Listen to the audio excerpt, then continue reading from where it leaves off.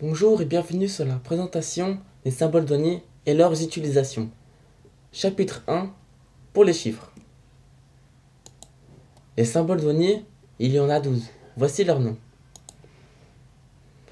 On a la douane, Nédois, Néodie, avec leurs dérivés up et down qui sont up douane, up Nédois, up Néodie, down douane, down Nédois, down Néodie,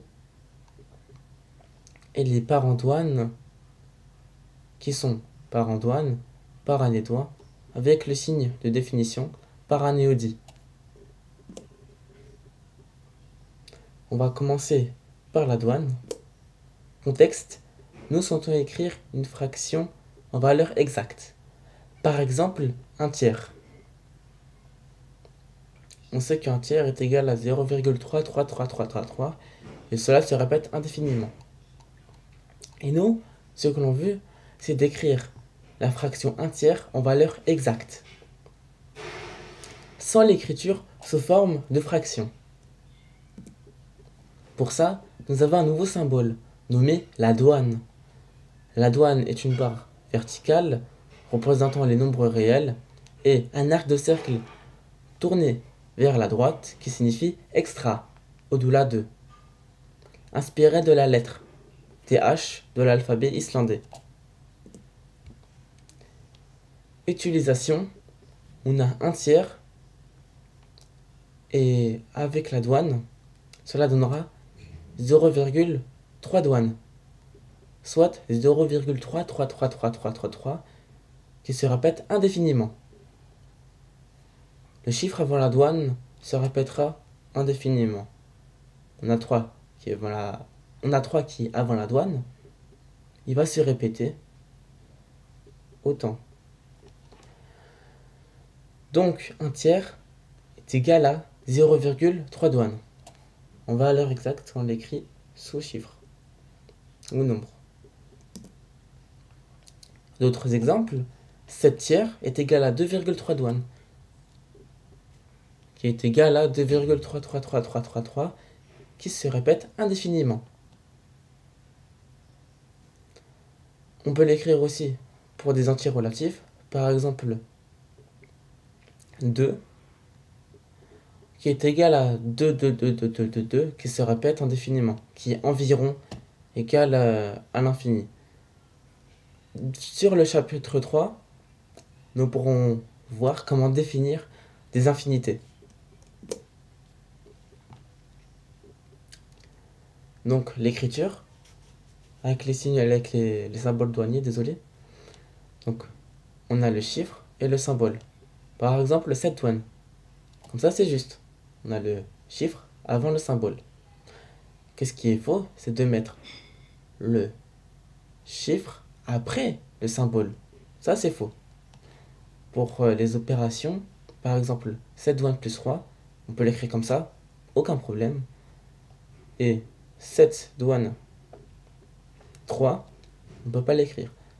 Si vous voulez faire des multiplications, cela se passera avec le fois. On ne peut pas écrire comme ça. Le symbole Nédois. Contexte, nous avons 1 sur 1 puissance infinie qui est égal à 1. Jusque-là, aucun problème. Mais maintenant, on a 1 sur 10 puissance infinie qui est égal à 0. Mais si on va regarder un peu plus en profondeur, on voit que 1 sur 10 puissance infinie est égal à 0,0000. Cela se répète indéfiniment. Mais on sait que tout à la fin, même s'il n'y a aucune fin, à un moment, il y a un 1. Sur, on va dire, la limite. Tout ça est égal à 0 parce que c'est tout petit. Pour représenter ça, je vais par exemple sur mon navigateur web et j'ai écrit 0,1. Donc si on prend 1 sur 10 puissance infinie, cela donnera ça. Donc le 0 se répétera à l'infini, le nombre est super petit, voilà. Vous voyez, à un moment, le 0, le 1, il est caché. Vraiment, on peut le retrouver seulement aux extrémités de l'infini. D'accord? Donc nous, on va essayer de le représenter. C'est comme 0,9 douane, 0,99999. La valeur est tellement proche de 1 qu'on dit que c'est égal à 1. Donc on peut dire que 0,9 douane est égal à 1. 1 sur 10 puissance infinie est égal à 0,00000. Et nous on veut le 1. Problème, comment on va définir ce dernier chiffre? Pour ça, nous avons le symbole nommé né doigt. Les doigts, on a une barre verticale qui représente les nombres réels, avec un arc de cercle qui est tourné vers la gauche, qui signifie minus, moins grand que, ou le plus petit, car ça sera forcément l'unité, ou le millionième, le milliardième, etc. Utilisation, si on veut l'écrire sous forme de fraction, cela donnera 1 sur 10 puissance infinie qui est égal à 0. Avec les symboles douaniers, cette fraction serait égale à 0,0 douane, 1 et doigt, qui est égal à 0,00000. Et les extrémités de cet infini, on aura 1. D'accord? Je dis 7 infini, mais 7 après la virgule. Donc en valeur exacte, on écrit comme ça. On écrit vraiment plus petit. C'est vraiment pour faire des écritures décimales ou normales. Vraiment d'une façon limitée. Donc le chiffre qui est avant la nettoie sera le dernier chiffre du nombre. Jusque-là, aucun problème. Donc on peut conclure que la valeur exacte de 1 sur 10 puissance infinie est égale à 0,0 douane, 1 et doigt. Donc 0, comme on l'avait vu. On respecte toujours les propriétés mathématiques.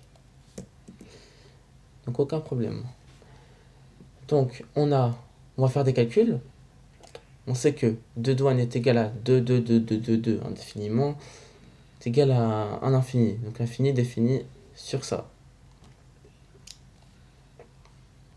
On apprendra cette partie au moins là, pas avec l'infini, cette partie ici, qu'on va voir le prochain symbole. Donc on a un calcul, juste ici, qui est 2 douane plus 1, est égal à combien? On travaille la tête, on se dit, voilà, on trouve un raisonnement, c'est égal à ça. Donc, 2 douane plus 1 est égal à 2 douane, 3 nez doigts. Si on regarde un peu plus, si on va dire élargir la bande, élargir c'est infini, cela est égal à 2. Et aux extrémités, on aura le 2, on va l'additionner au 1. Paf, cela donnera 2 à l'infini. Et aux extrémités, à la fin de l'extrémité de l'infini, on aura un 3. Donc on pourra écrire 2 douane, 3 nez doigts. Donc on va dire que c'est égal à l'infini, mais l'infini est défini par ça.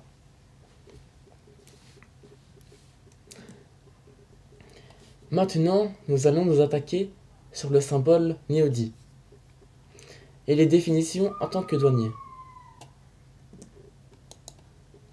Contexte, nous souhaitons écrire un nombre dont les chiffres se répètent un tel nombre de fois. Par exemple, 10 fois le chiffre 7, ce qui donne ce gros bloc.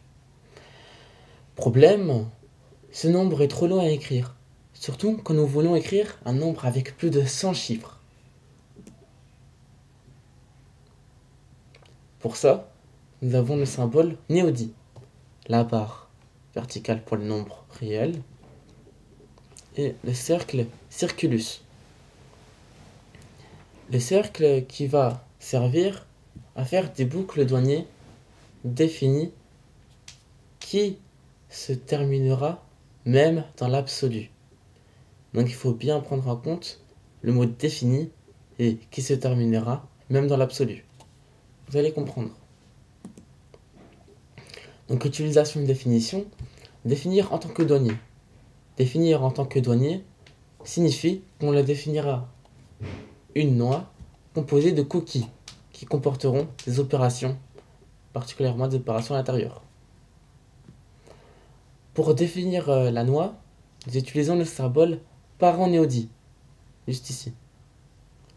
Donc ça va être la noix. Elle sera composée de coquilles qui seront les parents douanes.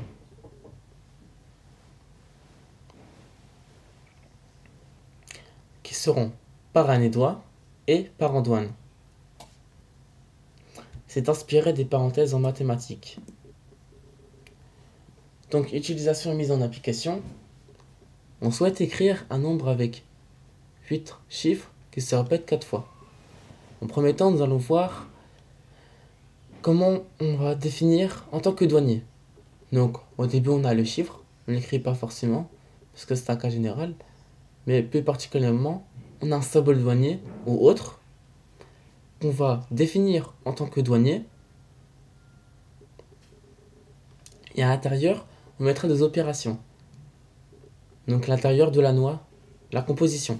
Là, on a la noix juste ici. Et on va dire, schlac, on va l'ouvrir.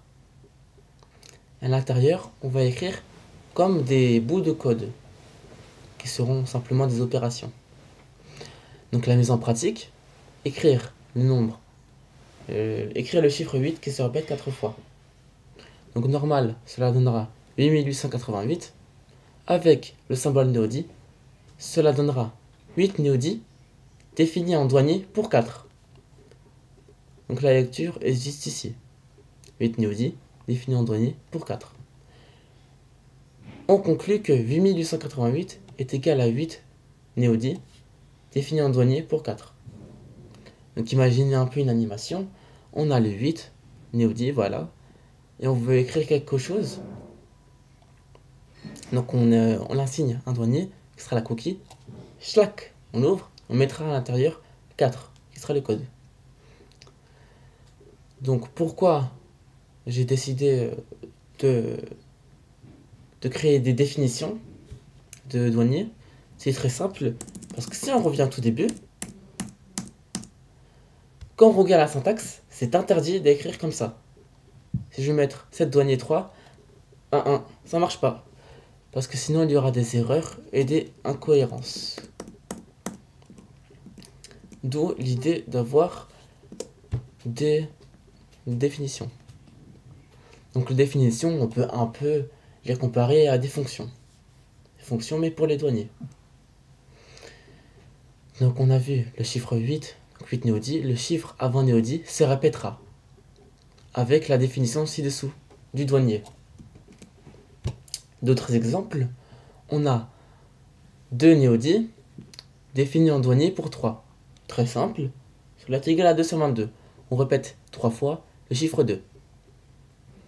Donc bien sûr, ça n'a aucune utilité d'écrire le chiffre comme ça, juste pour un petit chiffre qui est 222, mais c'est juste pour montrer la syntaxe, comment on va écrire cette formule.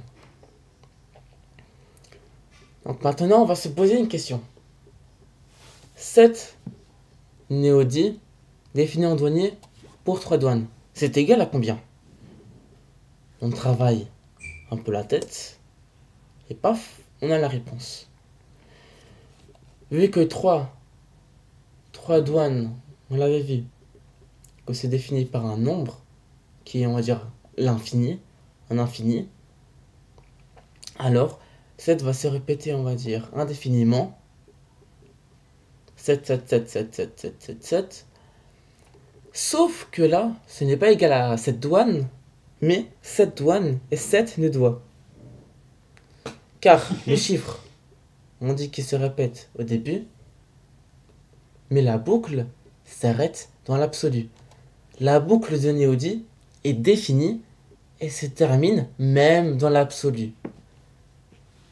C'est pour ça qu'il faut bien retenir ces définitions. Donc on peut conclure que 7 douanes n'est pas égal à 7 néodis définis en douanier pour 3 douanes. Donc c'est assez compliqué à dire au premier abord, mais à force d'entraînement, vous pouvez bien lire facilement cette formule. Pour les opérations, c'est très simple. On va par exemple prendre comme avant 7 néodis définis en douanier pour 3 fois 2. Donc on va répéter le chiffre 7 3 fois 2, donc 6 fois, qui est égal à 7, 7, 7, 7, 7, 7. Voilà. Donc on va continuer et pour ici faire des équations. Par exemple, 7 néodis définis en douanier pour x fois 1 est égal à 7 néodis définis en douanier pour x au carré. Donc là, on va juste chercher les x. Très simple. 7 néodis définis en douanier pour 1 fois 1 est égal à 7 néodis définis en douanier pour 1 au carré. Ce qui est égal à 7. Si vous voulez savoir, c'est égal à combien? Donc, propriété pour les non-incohérences. Quand on additionne des douaniers, des douanes, désolé. Si on additionne des douanes, cela est égal à leur addition. Un douane plus une douane est égal à 2 douanes. Pas de problème. 2 douanes plus 2 douanes est égal à 4 douanes. D'accord? Et maintenant, on se dit 2 douanes plus 2, c'est égal à combien? Simplement, 2 douanes plus 2 est égal à 2 douanes, 4 nédois. Qui est égal à 2, 2, 2, 2, 2, 2, 2, 2, indéfiniment. Et aux extrémités, on aura 2 plus 2 ici. Donc, 2 douanes, 4 nédois. Propriété de calcul pendant incohérence, on a un autre cas assez compliqué aussi, qui est 9 douanes plus 1 est-il supérieur à 9 douanes? Donc là, il faut très bien suivre. C'est comme si on va dire, est-ce que l'infini plus 1 est plus grand que l'infini? Bien sûr. Donc le résultat de 9 douanes plus 1 est égal à 10 douanes définies en douanier pour le résultat de 9 douanes plus 1. Donc cette écriture-là dit que 10 douanes est le résultat, 10 douanes en résultat de 9 douanes plus 1. Vraiment grossièrement. Mais vu que l'écriture est pas très compréhensible au premier abord, vraiment il faut se casser la tête et se tirer les cheveux, alors on préférera définir en tant qu'infini. Donc vous voyez, on peut avoir des limites, mais pas forcément, parce que les nombres réels n'ont aucune limite. Propriété de calcul pour une incohérence, on conclura que 10 douanes définies en douanier pour le résultat de 9 plus 1, ou la somme de 9 plus 1, est supérieure à 10. Donc on peut aussi utiliser les douanes, les symboles douaniers, pour des puissances. Par exemple, on peut très bien écrire 1 puissance 3 douanes, qui est égal à 1. Donc aucun problème.